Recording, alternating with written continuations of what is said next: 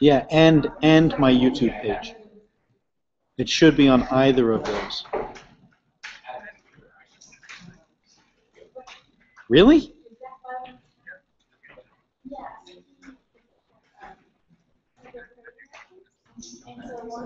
All right. No, it's going to be Market Chef.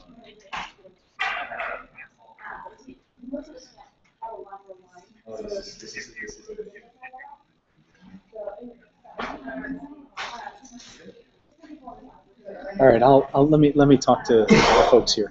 This is a fun idea. All right, I'm gonna try and fix this thing. All right.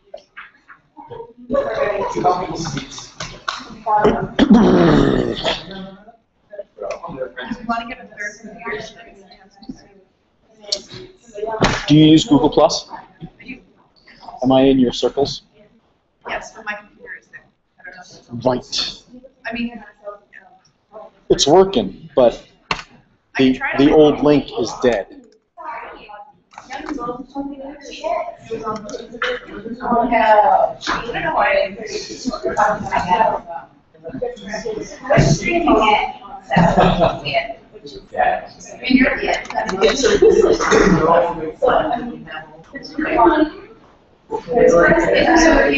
If you send me a site, I think I can do it on my computer. Okay. But if that's not helpful, Yeah. I don't think anybody's going to end up watching except Dexter.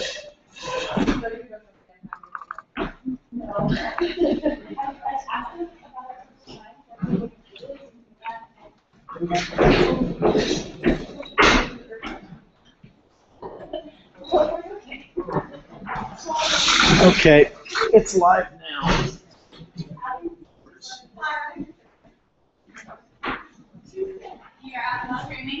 Yep, we have no viewers, but we're up and streaming.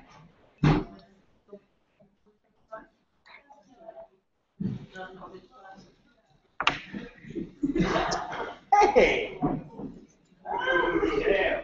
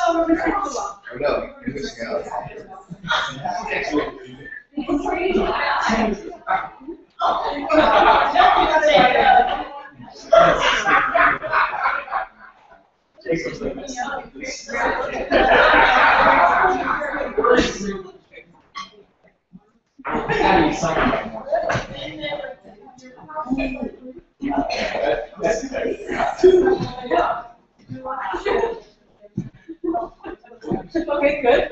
Finally.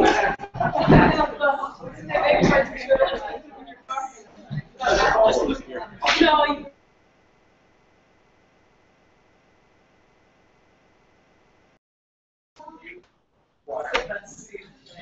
All right.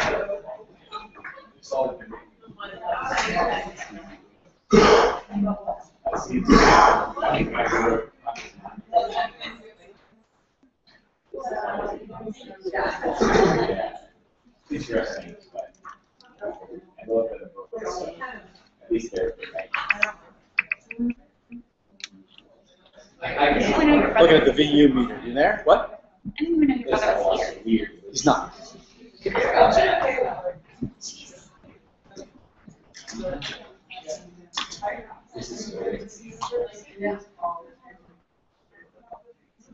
Are you ready? It's 8:29. I guess we can leave it for 1 minute for that middle row to fill in. I'm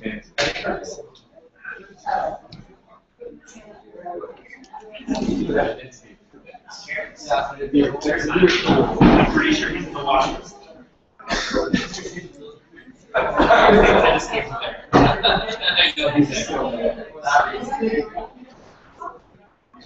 did not leave. I lost it.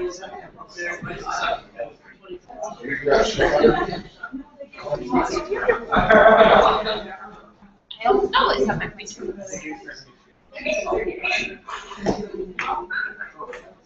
That's a problem. Yeah. Really important.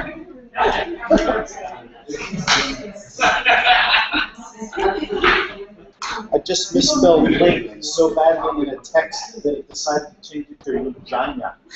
To what? Lubjanya. There you go. We're ready, right? Ready, so. We got our All first. right, welcome to the Friday Harbor Fish class presentations. I see that all the students are here. The audience is here. This is good. I told you at the outset of this class, this is the highlight of my life every 2 years to teach this class. And Cheryl and my wife says that every year I say, these are the best students. And I feel like you've outdone my expectations for students in this class. The amount of work and the amount of really good science you've done has just been absolutely fabulous. Completely exciting. We are broadcasting this as a Google Hangout, principally because a couple of people had to leave. So Alice Gibb and Dexter and Katie Staub are all away, and this gives them an opportunity to see your presentations, even though they're not here. So I'm very excited to hear all that you have to say, and we'll have some closing remarks at the very end. But in order to stay on schedule, we'll start with the first talk. I think Stacy's going to MC she's going to do what is known as the session moderator. So here we go. Stacy Farina. I think I'm just sort of going to be glorified tech support.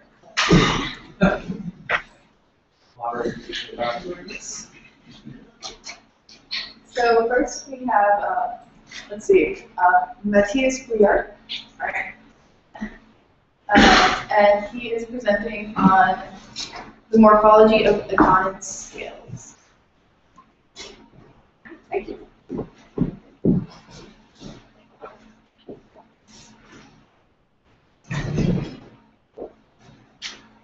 Okay, so good morning, everybody. My name is Matthias, but I think that most of you probably know me by now as Belgian Matt. Now, being from Belgium actually had one major disadvantage to this course. Whenever I was trying to find something on the internet on my computer, it had the tendency of giving the Dutch results first. So when we first taught this guy, I accidentally learned that the Dutch family name for this group of fishes, and I'm translating literally, is the armored man.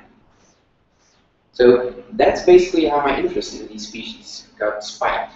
Because yes, they're fishes, yes, they have scales, but when you look at these scales, they're actually pretty big compared to the entire body size. And most importantly, they have spikes. So I decided to have a look at these spikes and see what can be derived out of it.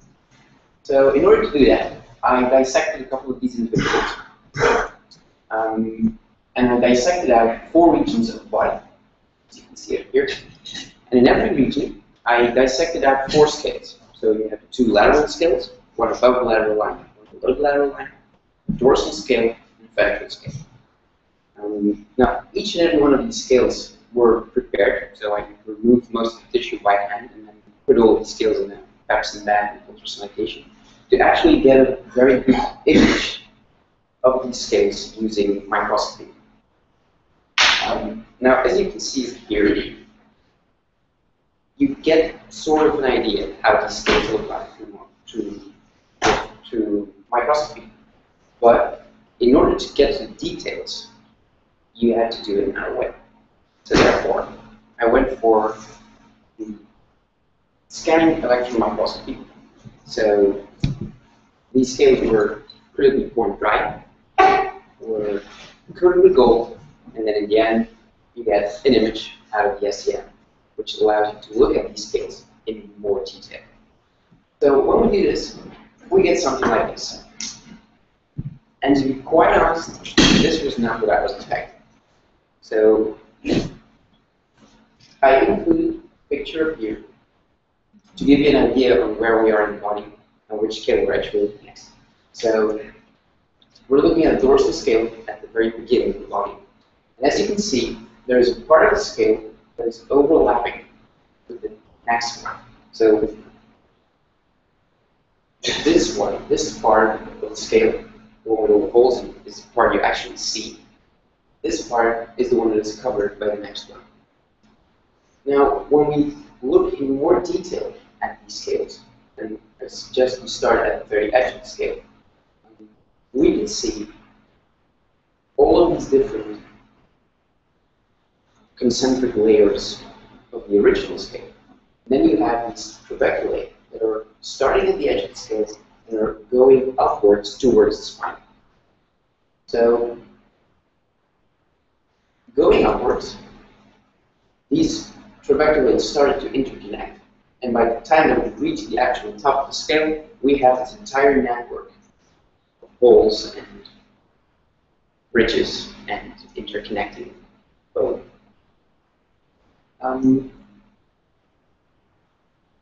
Okay, so I mentioned that I had 4 sections of the body, and then I had 4 scales in every section.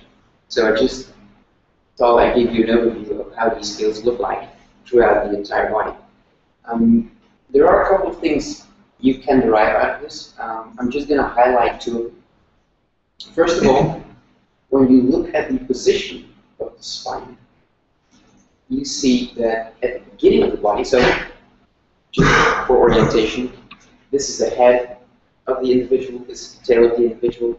Those are the 4 different body regions. Those are the 2 lateral scales, the one above the lateral line, the one below the lateral line, the dorsal scales, and the ventral scales.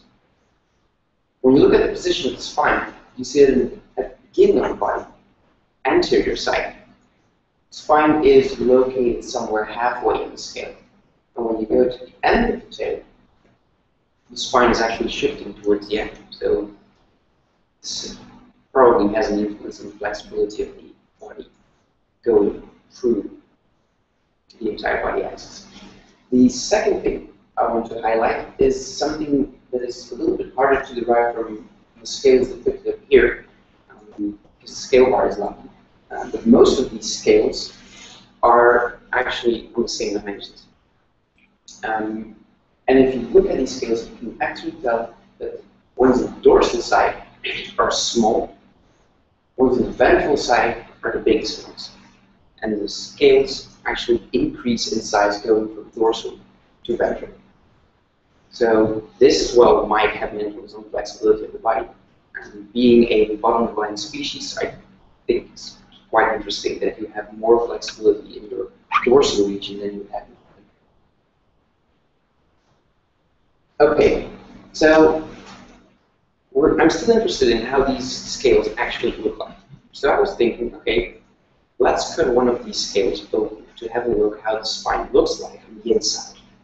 So I went for the scales at the 3rd region, I dissected out, and I cut one of those into, and then I get something like this.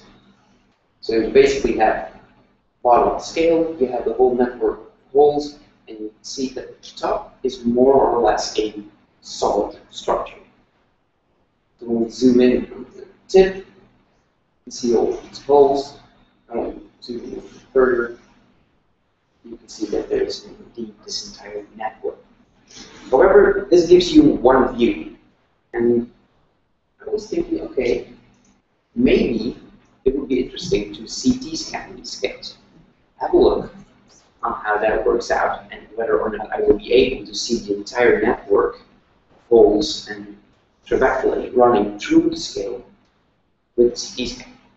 So that's what we did, what I did.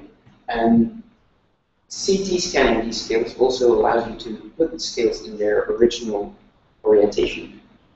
So the scales that are here are now presented here. CT scanning also allows you to reconstruct the entire body arm, so give you an idea of how this looks like. With all the overlapping structures, as you can see here. Okay. So let's have a look at one of these scales. And I actually 3D printed the scale in a tiny model. So I will pass it on so you can have a look at it. There you go. Okay, so let's have a look at the CT scan and what the CT scan tells us about the holes and the ridges inside the plate. So this is what it looks like, which basically sort of tells the same story as the SCM did. So you have the plate, you have the holes, and you have a solid top. However, you see this kind of network of holes inside the scale, of course, but it is a very quick and dirty way of presenting it, so it's not that very detailed. The result of this CT analysis. So, looking at the CT scan, I want to say, taking into account that we have this whole network of holes and rivers inside it, it would be interesting to actually apply a force onto this space and see how the brain is dealing with this force. Therefore, I took the reconstruction from the CT scans and put them through the element model. And this is what came out of the finite element analysis. And to be quite honest, I was a bit disappointed. So I had applied a load right here on this scale, and the only thing it gave me was this tiny lighter spot in the entire scale. So when you think about this, I can actually tell you that these scales are very good at handling stress distribution throughout the plate, or there is something wrong with movement.